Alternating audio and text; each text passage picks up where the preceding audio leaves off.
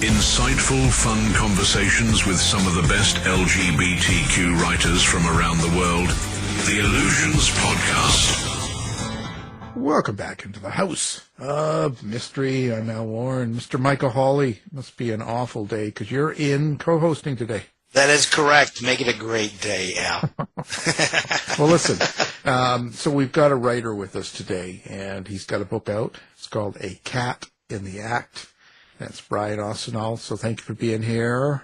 Thank you for having me. Nice speaking with you, Brian. Good to speak with you, too.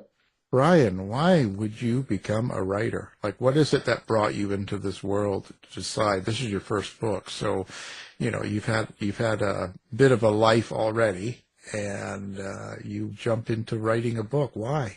Yeah, it was really during COVID. It became a COVID project, and I just thought I really didn't have a lot of experience with writing. I was in show business for a long time, and so I was in a creative field, but writing wasn't something I really did. So I had written a couple of short stories, but no real background in writing, and I just decided that during COVID that I was going to try to write a novel, and I just did it. You know, the challenge of being a new writer and, you know, looking at trying to find a publisher and going through different rewrites. I think it was 3 rewrites till I finally got it the way I wanted it. And it was a real creative process, which is, you know, as a creative artist, that's what it's really about. And that process is what made it really fun and interesting and kind of surprising. I mean, I was really quite surprised that I could write. I'd show it to people, send a chapter here or there, and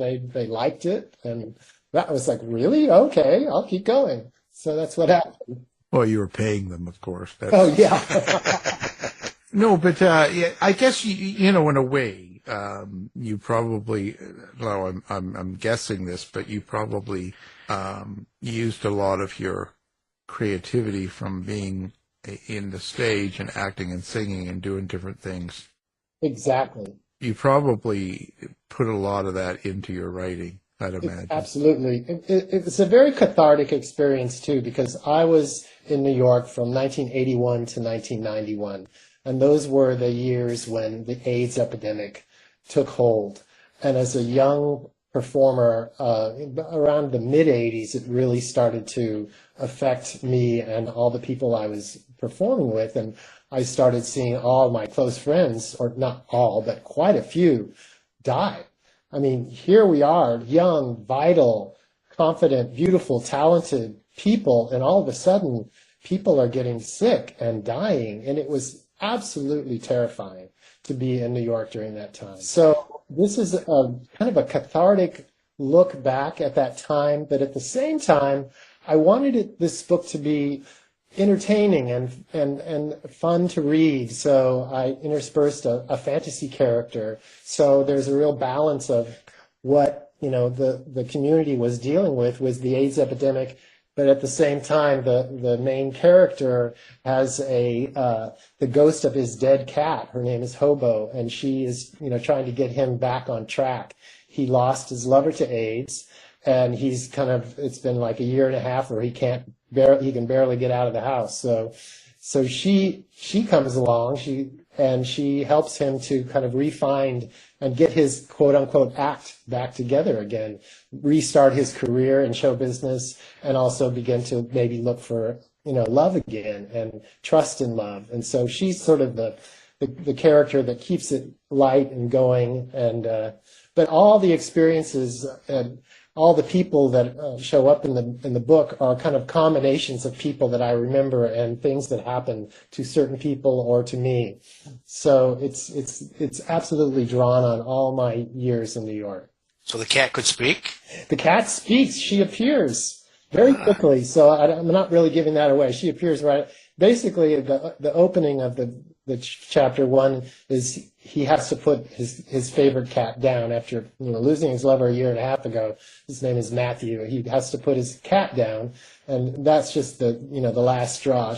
So, you know, he comes back home with his empty cat carrying case, and on the way back, all of a sudden the ghost of Hobo appears, and he just doesn't know if it's really her or it's. And in fact, throughout the book, I let the reader decide whether Hobo is a real ghost or if she's just, his alter imagination. I just, I leave that for the reader to kind of figure out. But she's a sassy cat and she gives him lots of grief. And interestingly enough, I drew on the cat from an experience that my husband and I took in a feral cat, and we named her Hobo because she was a little tramp, and she was wild, and you couldn't get anywhere near her. But over, I would say, 1.5 to 2 year period, with all the patience we could come up with, we slowly trained her and got her to trust us and to trust the love we were giving her. So part of the message of the book is really how to trust in love, how to trust in receiving love and giving love. And she showed us that in a really interesting way in real life. And then I brought that into the character as well in a kind of fun, sassy way. So it's really a story of the main character trying to find himself and restart his career. So the whole show business thing and auditioning and going through all of that and going to different theaters and all of that experience was what I remember. And then the other part of it is this, the romantic interest that comes into it and how that worked as well. So there are kind of two things going on. Now, Matthew, your main character, how do you get into that kind of character? How do you write a character like that? And what kind of relationship did you end up having with this character? Do you see him, hear him, feel him?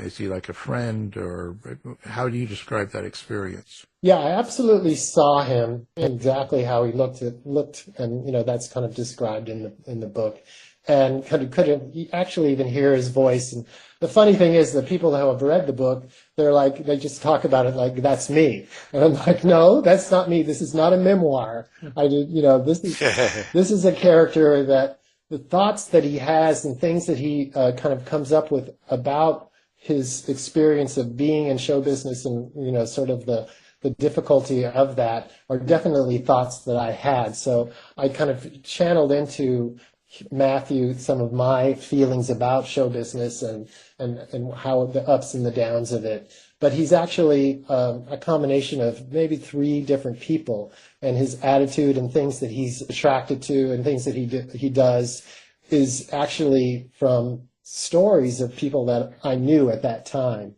So it's very clear, his character though, and his relationship with the cat is really quite fun, and they're very close in a really interesting way. They kind of get at each other. So does the cat get jealous when he's has an interest? Oh no, the cat's just way above all that. I mean, she appears and disappears and gives him lessons and then just leaves and then he screws up and then she tries to help him again, and he kind of figures it out. He's looking for love in all the wrong places, and these are places that I knew about and went to, or I had friends who went to, and like Fire Island and those sorts of places, or different clubs. And I actually interviewed people about a certain club that was very popular in New York called the Saint, and it was a real intense kind of club experience. And I had the character at some point go there, and I needed a lot of information about it because I had never been there, but I got the info from somebody else who kind of was a club kid. So I incorporate that into it. The other thing I incorporate into it is with the AIDS crisis, what happened in this time period that this takes place, which is like 1987.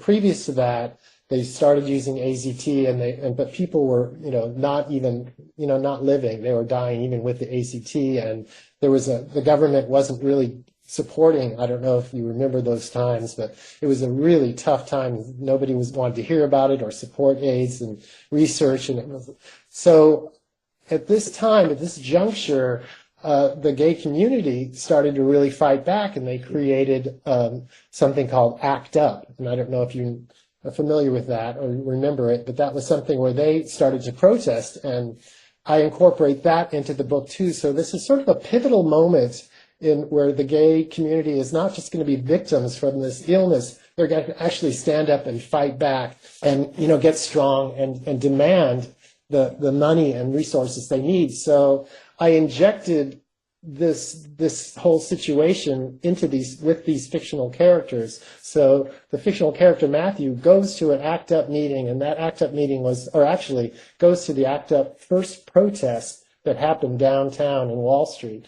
And I incorporated that day, that time, that place, and even some of the chanting, and even some of the things, who was arrested, and so I took like history and put it into this fictional book.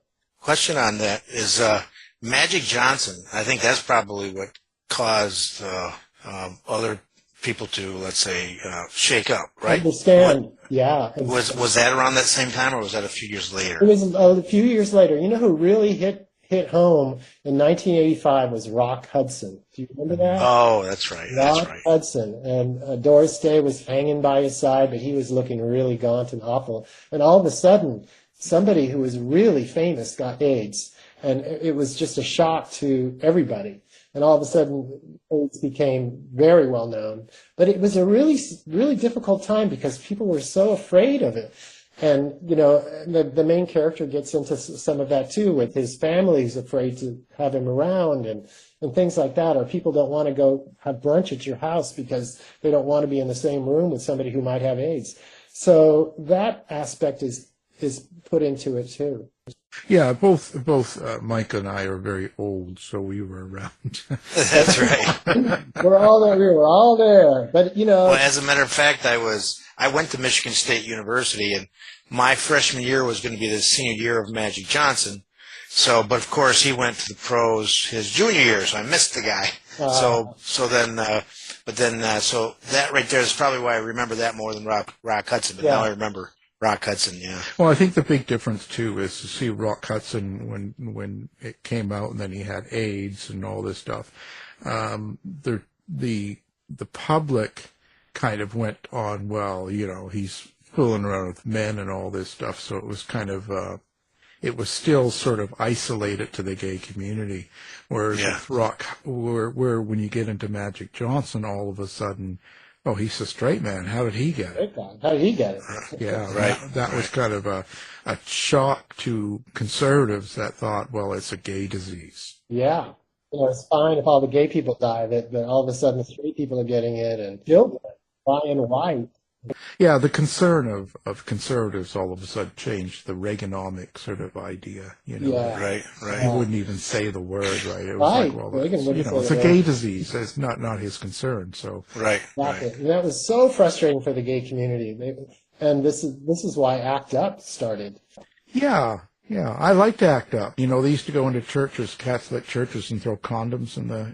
Yeah, and it really made a difference. And people started to actually pay attention, and we started getting, some drugs. And right. Of course, it didn't, really change until I think it was 1996. So after my time in New York, that's when they got the protease inhibitor, which was the first actual thing that you could, it became not a death sentence anymore. All of a sudden, you could take this combination of drugs and you weren't going to die. So, well, that's kind of what you need to do. You need to ACT UP, and we sort of need that now. I think the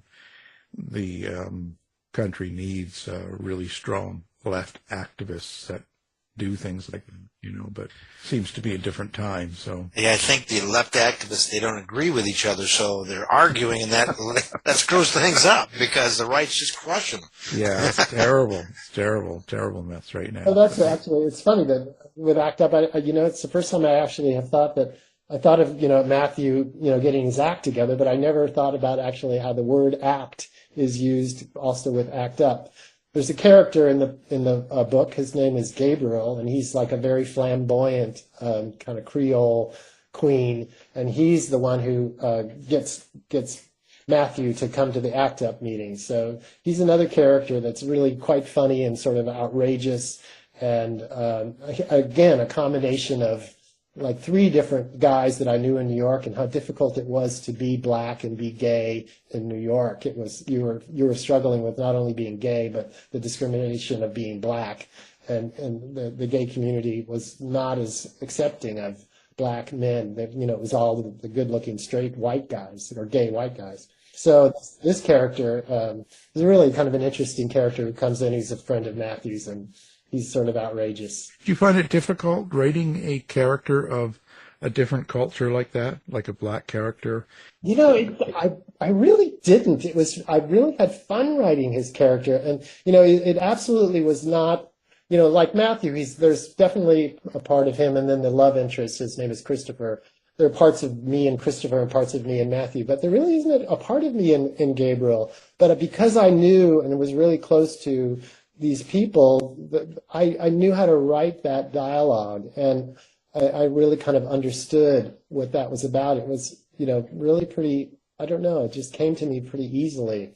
There's a female character, too, that I write about, that she's a straight woman who's a chorus dancer, gorgeous chorus dancer. And it wasn't difficult for me to, write her either, or write her dialogue. So it's interesting how that kind of, the imagination just takes over.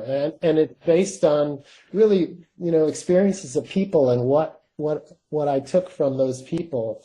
And I could hear, somebody that I knew saying those lines the way, this Gabriel character says them. Did you take the advice of some of the friends you said that had read some of your chapters? When I was trying to get it published, there was I was getting a criticism that I needed to work on something, like work on the dialogue a little bit more, and that kind of thing. So I had to clean that up. But specifically, the characters, they were all working really well. There was, I think that was very important to me, that people kind of understand those characters and have some kind of connection to them, and maybe a little empathy for them. So that just sort of, and I think that's partly being an actor, and that dialogue and that feeling of those personalities came through because I was sort of acting it as I was writing it. You know what I'm saying? I've done different characters where those people are not me. I played Che in Evita. I wasn't a revolutionary, but you find things about yourself, and you find ways into that sort of truth. And you can play with that. And I think that's kind of what I did with these characters. Did you have a subtext or something in mind underneath the story? Is there something that you wanted people to pick up from the story itself, besides entertainment, let's say? Just the lessons of universal love, and how that can work if you let yourself be open to that.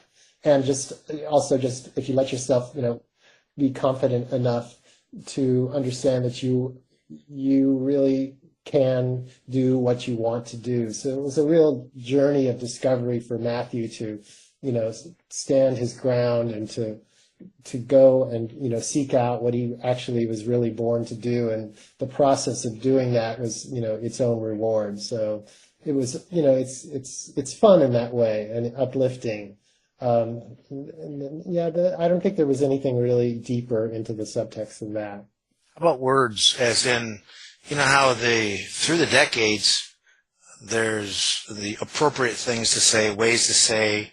Did you take that into account, or did you try to write it like you were in the 80s and everything about the 80s? The jokes that are appropriate are now inappropriate, all of that. I really tried to visualize the 80s while I was writing it. I can't say that I, thought, that doesn't sound very 80s. I probably should rewrite it a different way. But it really felt like as I wrote it, I was living it. It's interesting how even when you're like working on the chapter and you've written the chapter already and you go back and redo it and, work on it, every time I did it, I felt like the characters were real, and I was hearing them talk and, and putting words in their mouth. And it was a very interesting process, but it felt like the 80s, because that was the time. I was really only there in the 80s from 81 to 91. So my whole experience of New York is based on that. Ah, okay. That's the cathartic part. Yeah, very much so. Very, very much so. Things that happened during that time, and what theater was like then, and it's completely different now. And how you get in shows, and I wouldn't even know. Now it's probably all done by computer. Or you didn't grab your phone and talk on it, or like Yeah. a cell phone. Yeah, there was no cell phones. You got this paper called Backstage, and you opened that paper and you saw the audition, an open call for, singers who dance and dancers who sing, and, for this show or that show. And you show up at the audition, and if you're equity, eventually you get your equity card, which I did pretty quickly, and you're there with 200 guys, and so that experience of auditioning actually comes into the book as well. So he's obviously auditioning for a show. So the whole audition, experience, from that to the callback to waiting and not knowing, and it's all part of the book, because I wanted that experience to be in there. Was there anything you learned about doing this book? Like when you were doing the book, was there anything that you didn't know about at the time that you learned? Do you know what I'm saying? Like, so. Well, I didn't know as much about ACT UP because I wasn't involved in it when it was going on. I was too caught up in just kind of trying to like be in my career and keep working, because that's what you do when you're in show business. You work and you try to stay in shows. And I toured a lot, so I didn't. Looking up ACT UP and looking up that first protest and how it started, and researching ACT UP specifically. That was something I did learn, and that was, really quite interesting. Or actually, I also, because it's a New York story, the character goes to all these different places in New York, and he describes buildings in New York, like he worked out at the YMCA, which is where I worked out, on 64th and Central Park West, and the character is interested in architecture, so architecture of old buildings, and the Flatiron Building comes into it, and so I researched these buildings and learned a little bit more about them, or the theater that he goes to audition in as well, and the Belasco Theater, and then I'm not going to give you everything. So there are other things about theater luminaries that I did a lot of research on to come up with a character, and that's that the reader will have to, if they buy the book, they'll find a theatrical luminary that I researched a lot, and he comes into the story as well. It's fun to learn more about those sorts of things. So what do you think? First book written, what do you think of the publishing world? How was writing the first book for you? It's so hard to know how different it would have been, from anybody else that's, written numerous books. I didn't, as I wrote it, or when I finished the first one, I thought, well, I don't want to self-publish. I don't want to deal with that. And, I'm not going to send the book out to, 100 people, because I don't really want to, push myself. I'm not that kind of pushy personality. So I'll send it to a few people, and got a decent response, but that, needed more. And so reworked it some more. I hired a freelance editor to edit it. I knew a publisher who didn't do this kind of genre books, but he did story books. Anyway, he suggested a freelance editor, and he said, if you really want to get this book published, send it to this guy and pay their fee. And he really helped me clean it up, and he also suggested Ian and Suki and Rattling Good Yarns. After he's finished it, he said, this publishing company, might be interested in this book. So that's what I did. So then I sent it to them, and then they asked for a little bit more rewrites, and then they accepted the book. So it was a pretty simple process. And then, working with Ian, he was such a great editor. So that final edit of the book with him, I just can't tell you how wonderful that experience was. I think because I am, new to it, that I just was grateful. I'm so grateful for any kind of, feedback and how to make it, clean it up and make it, really, really polished and ready to be a real book. So the whole experience was, very positive for me. You plan on doing another book now? What's kind of going on for you now? Well, yeah, it's interesting. I've written a few more short stories, and I do have one book, or a series of chapters. I've got 3 or 4 chapters that I've started. I haven't really, it's funny, I haven't really committed to anything really knew, but I'm still sort of exploring.